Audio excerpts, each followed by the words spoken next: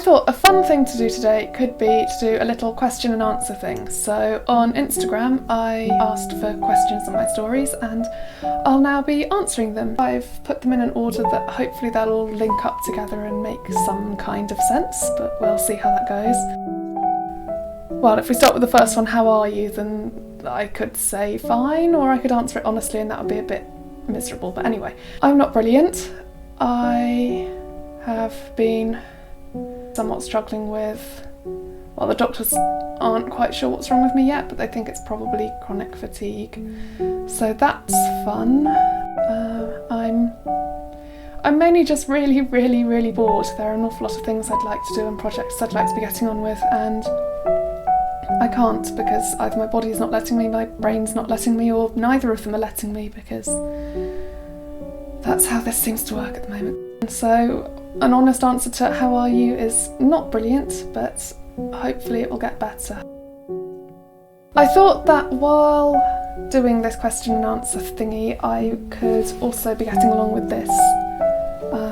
It's a Georgian gown that I need to make within the next, I've made most of it. I need to finish making it within the next 2 weeks, so that I can wear it to Bath. Anyway, the first question, I've done the first question. The first question was really miserable. The second question, do first impressions matter? I mean, I think they matter to a lot of people, but to me personally, if it's the first time I'm meeting a person, if it's my first time seeing the person and I can watch them at a distance and I don't really have to worry about interacting with them, I'm more likely to take note of what impression they give me. But if it's my first time meeting a person, I'm terrible at meeting new people. I'm awful when it comes to new people, and I tend to be slightly more worried about not coming across as standoffish or aloof or weird or I don't know. I tend to be more focused on myself than the other person, which probably isn't a sensible way to be, but it does also mean that at the end of the interaction I can't for the life of me even remember what they look like. So it gives them a chance to make plenty of new first impressions once I've got used to knowing them. I don't know. Does that make sense? Now I can't even thread a needle. This is going well.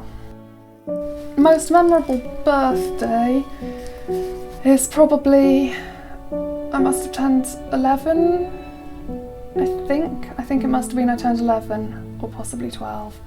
Either way, my younger brother decided, as he was really excited, he must have been, if I was 11, he must have been about 4 at the time. He was thoroughly excited by the fact it was my birthday and decided that he was going to come and wake me up, which was lovely of him, except he went and jumped on me and accidentally kicked me in the nose, and I have suffered from nosebleeds of varying degrees of severity ever since. They've got better. They used to be anywhere between 45 minutes and 2 hours, but they're getting shorter. What's your worst date? Probably, I think it must have been Christmas-ish time. It was definitely winter because it was dark and it was chucking it down with rain. And my boyfriend decided to take me on a surprise trip to somewhere. That somewhere turned out to be Kingston Lacy House, and what we were going to do was to go around the gardens because they had illuminated lighty things going on. Except they didn't because it was chucking it down with rain, so we drove all of the way there, only to have to drive all the way back again because it wasn't actually happening. But they hadn't said anything, so that was more of a disappointing than a bad date, but I don't think I've ever been on a particularly bad date. I've never really dated. Oh, oldest thing I own, that's exciting. I've got a whole variety of things. I mean, I've got lots of old things. It helps that my grandparents used to be antique dealers and they still have stables full of stuff. Lots of the things I have don't have dates on them, so if you want the oldest dateable thing, it's probably this book.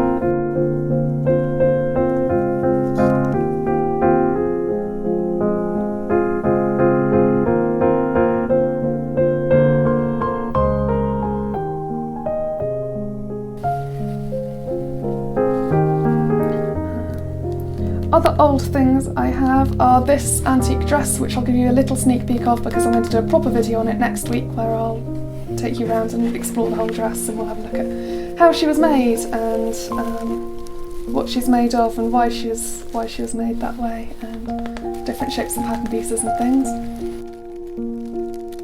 The other old thing I own is this. It's a, you can see if that's in focus, that's upside down. There. This is a little Victorian needle book. So I don't think the needles probably aren't still usable, but they all come out.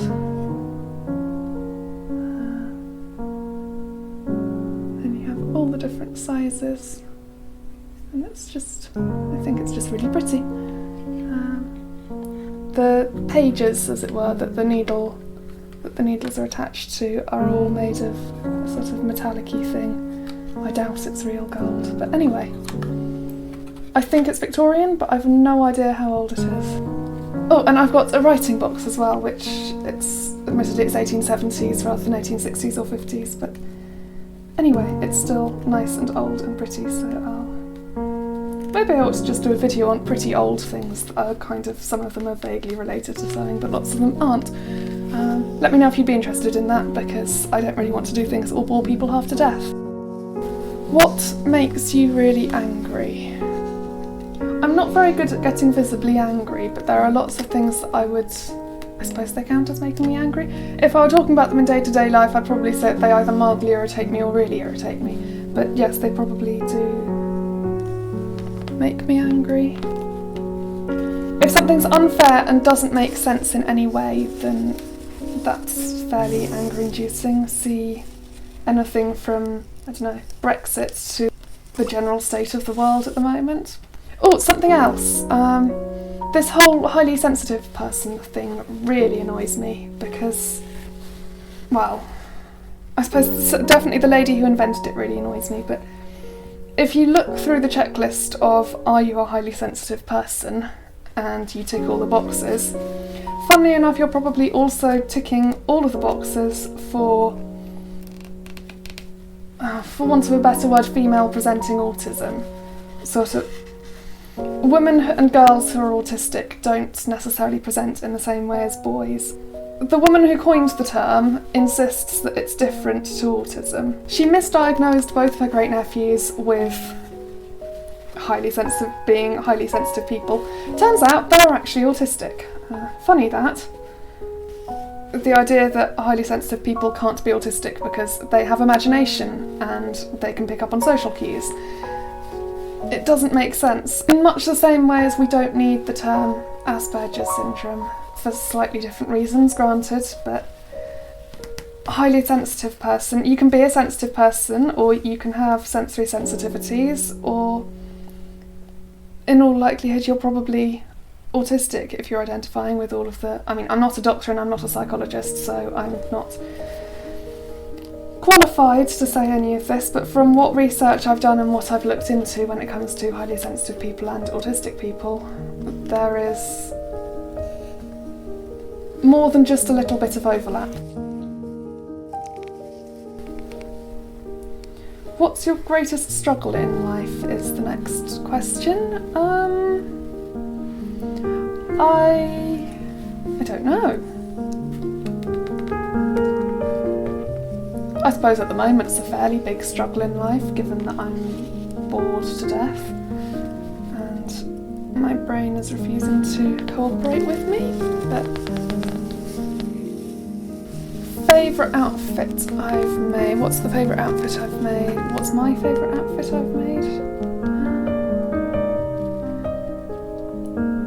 For like historical costumey things, I think the blue outfit that I've got at the moment that I'm wearing for Athelhampton, with the doublet bodice that I have recently remade, and it all fits nicely and lies nice and It doesn't lie flat because the whole point is it's curved around the front, but you know.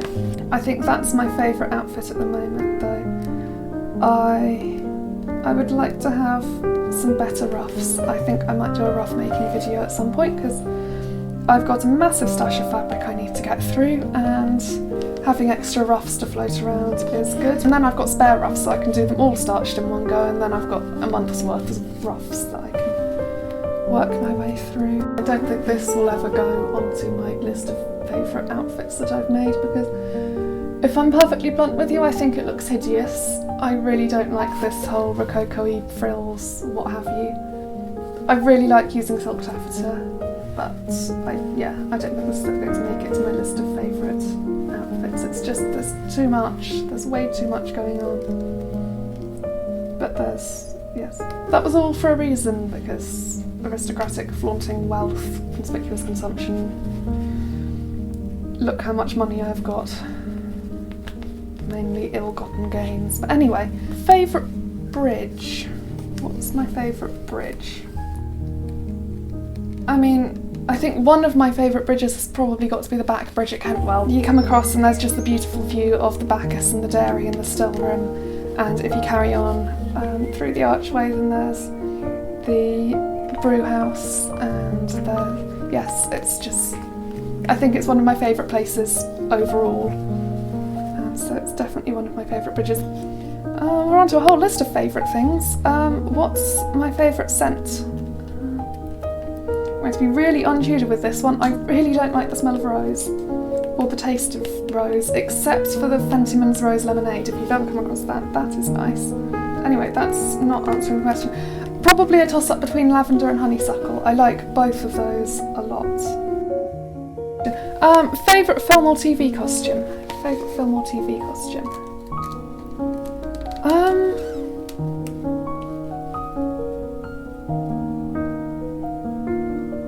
I do really like, at the beginning of Enola Holmes, that blue dress that she wears. I'd like to try and make that at some point. Probably out of a blue linen. But not for a while because I'm not allowed to buy any more fabric at the moment because I've got way too much of it and I need to work my way through it. In the film of Les Miserables, the more recent, the musical, the film they did with the musical, when was that, like 2012?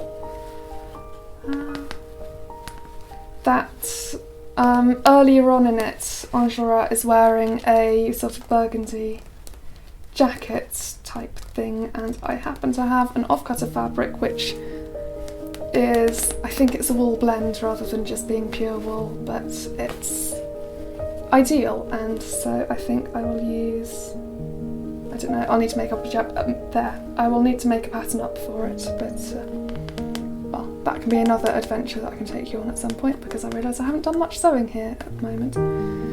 In terms of just to look at, all of Emma, just all of the costumes in Emma, because they're all taken out of like the V&A and the Met and they're just really pretty. I mean, I've never done Regency and I'm not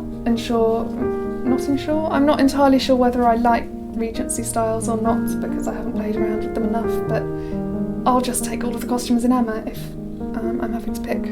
Yeah, I'm terrible at picking favourites in case you hadn't noticed. Favourite fabric? I mean, shot silk taffeta's got to be up there, given I've got rather a lot of it.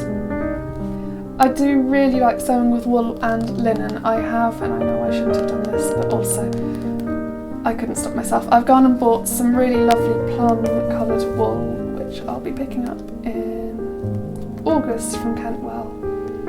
And I have plans to make a kirtle with that, and I'm really looking forward to going back to making a kirtle again and doing... My plan is to make the whole thing by hand, and hopefully I'll be able to take you along that journey with me. But yes, so I have plans for a plum coloured kirtle, and I really like sewing with linen. I just like plain sewing. And also it's quite fun to embroider. I mean, the jacket that I'm doing at the moment is embroidered. It's silk and polyester, but we're going to call it gold, on linen, and that's really lovely to sew with. All of those are lovely to sew with. Thoughts on natural fibres versus synthetics? It depends. It depends on what you're using them for, it depends on what your budget is, it depends on why you're making the thing you're making, it depends on what you're prioritising. So personally, where I can, I will use natural fibres as far as possible. I really like wool as a material, and polyester wool is not the same. So where cost comes into it, they're not going to want to spend vast quantities of money on pure virgin wool when they could have a wool polyester blend that will serve their purposes just as well. If you're making a costume and you can't necessarily afford the natural fibres, go for the synthetic ones. Just be aware of, for example, don't go near open fires while wearing synthetic fibres because that's dangerous.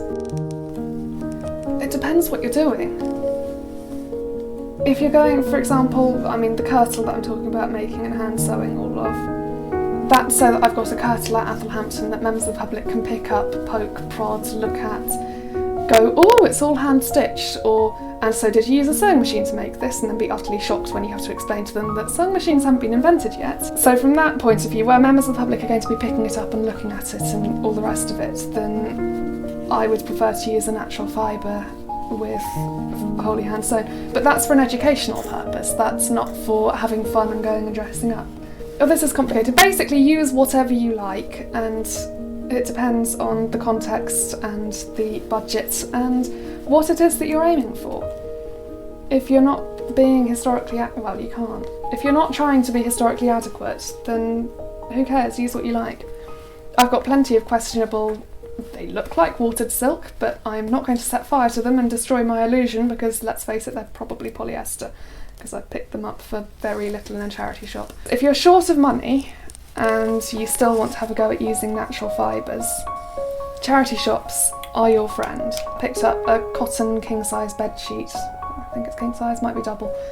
It's a big bed sheet anyway, and I picked that up from a charity shop somewhere for £1.50. So if you can't afford fabric shops and you can get to charity shops, go and buy duvet covers. If you're wanting to be historical and you're not sure about patterns, go for something that's plain.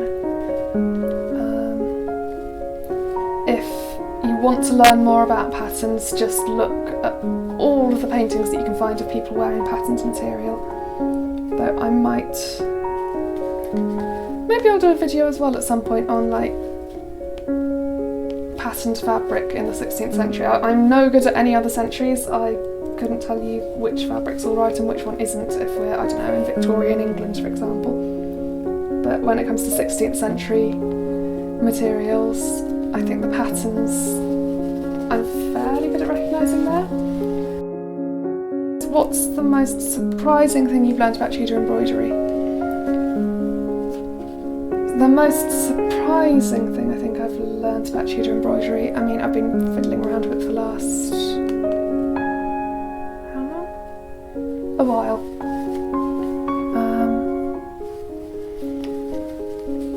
It's an awful lot simpler than it looks.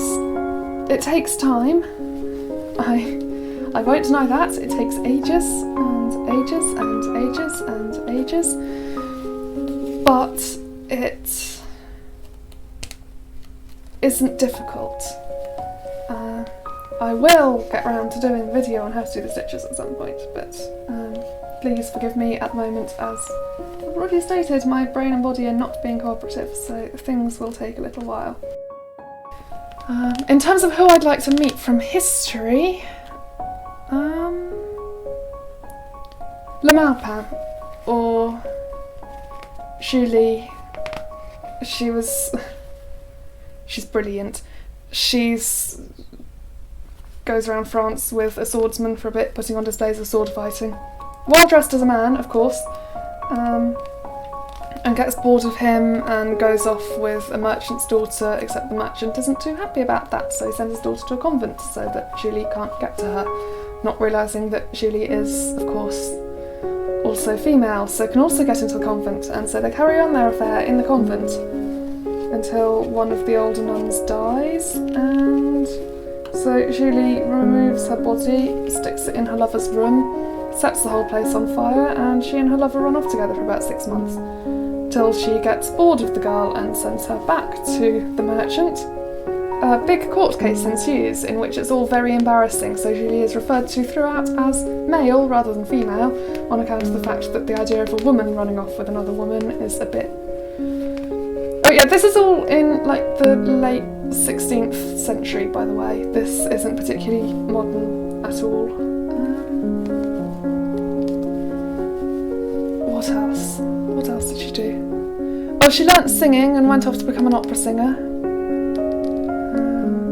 I think while she was on her way, she went and accidentally stabbed a man in the shoulder in a duel, and then went to visit him in the hospital the next day to say sorry, and then they sort of started an affair and had a lifelong friendship after that. Yeah, she did loads of really fascinating things, and I think more people should know about her because she's a real person who embodies the whole...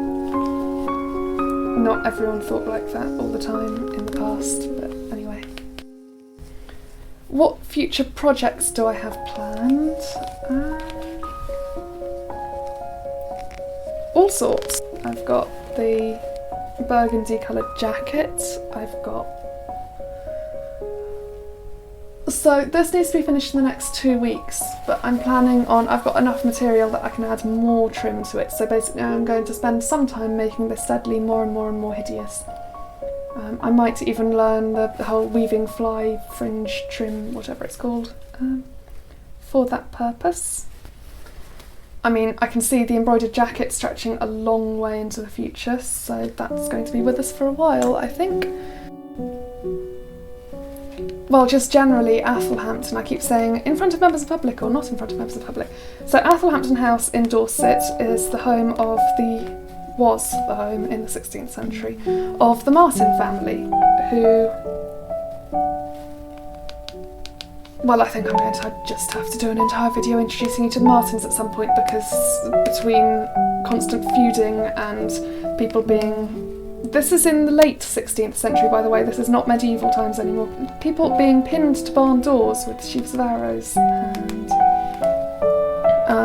men getting into fistfights underneath old ladies' windows because they can't agree on the will as the old lady is lying, dying in the bedroom upstairs, and that sort of thing, so... Oh, and also they're all massive recusants, so that just adds a whole other layer of drama. They're all Catholics in secret, and it being late 1500s, Elizabeth I is on the throne, and it's not a very good idea to be a Catholic when you're in England. So Athelhampton is a sort of ongoing project of living history and seeing what sort of things we can offer members of the public that they like, what they don't like, starting small and gradually growing. But they seem really enthusiastic to have us in doing living history, and me currently, but there shall be more of us.